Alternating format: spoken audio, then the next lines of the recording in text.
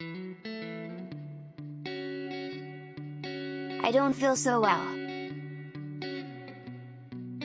Ever wonder what your body goes through when you are exposed to a cold or flu virus? Today we will learn how our body typically responds to an invading new virus. So that means we have to dive into our science books and learn some fun facts about microbiology. When we come in contact with someone that is sick, there are many defenses our body takes to protect us from catching the cold or flu virus. This is all part of something we science nerds call the immune system. The immune system is divided into two parts: the innate immunity and the adaptive immunity. The innate immune system is the first part of the body to detect invaders such as viruses, bacteria, parasites and toxins, or to sense wounds or trauma. The innate immunity system is divided into two sections, the physical barrier and the internal defenses. Under physical barriers, we have skin, hair, cilia, mucous membranes, mucus and chemical secretions, digestive enzymes in mouth, and stomach acid. In the internal defense system we have inflammatory response, complement proteins, phagocytic cells, and natural killer cells. Just to go over some of the physical barriers listed. Under skin, the body produces something called keratin which serves as a barrier. Our nose and ears have hair that also serves as a barrier. On our upper respiratory tract, the body produces something called cilia which pushes pathogens onto our mouth. Our mouth also produces saliva and mucus with enzymes that break down pathogens. The tears produced in our eyes do the same thing. Body openings produce mucous membranes which serve as a barrier that prevents pathogens from entering any further, and if they do enter our body, acid in our stomach and enzymes in our urinary tract have their own line of defense. The internal defense system is a little more complicated. It starts with an inflammatory response due to an injury such as a cut, burn or a bruise followed by a pathogen invader. The inflammatory response caused by white blood cells then cause the area to swell and feel hot to the touch. The complement system is made up of about 20 different proteins that are deployed to the injured area. They serve a few purposes which include destroying extracellular pathogens and serve as a marker to the phagocytic cells.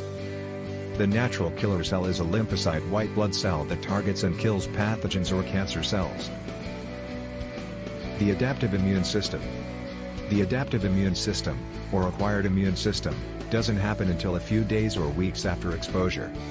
Basically, once the body processes the pathogen, it begins creating records of what the pathogen is in order to fight it next time a similar pathogen makes it into the body. It consists of three parts: antibody response, cell-mediated response, and memory response. Antibodies. Antibodies are produced by plasma cells and they serve by recognizing specific antigens in the body. This process is vital to the adaptive immune response process. Antibodies can be divided into 5 classes: IgM, IgG, IgA, IgD, and IgE. There are multiple antibodies which enable the immune response to recognize different antigens. Antibodies detect pathogens and neutralize them. Cell-mediated immunity. This process is a bit more complicated. T lymphocytes need assistance in order to detect pathogens. Antigen-presenting cells, or APC, turn pathogens into thousands of antigens. T lymphocytes then are called to neutralize. Memory response. Memory cells remember pathogens in order to react quicker next time of exposure. Primary and secondary response. The primary response is when the body encounters a new pathogen. The secondary response is when the body encounters a pathogen that has previously been detected. B and T memory cells become activated and prepare for battle against returning pathogens. This is actually how vaccines work. The lymphatic system. The lymphatic system plays a big role in fighting pathogens in the body. It consists of clear fluid called lymph made up of pure white blood cells. The white blood cells are made of T and B cells, dendritic cells and macrophages.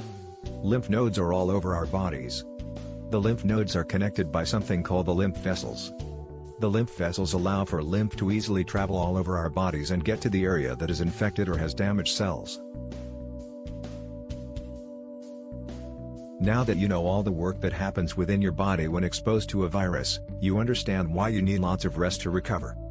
Your immune system needs energy to fight off pathogens. This is why your body needs rest. Eat light foods, drink plenty of fluids, and get lots of rest. Okay, doctor, will do. Wow, I feel so much better now. The doctor was right, all I needed was to let my body do what it has to do to make me feel all better. Now I am ready to enjoy the wonderful weather. I am so glad you feel better. Let's play some ball.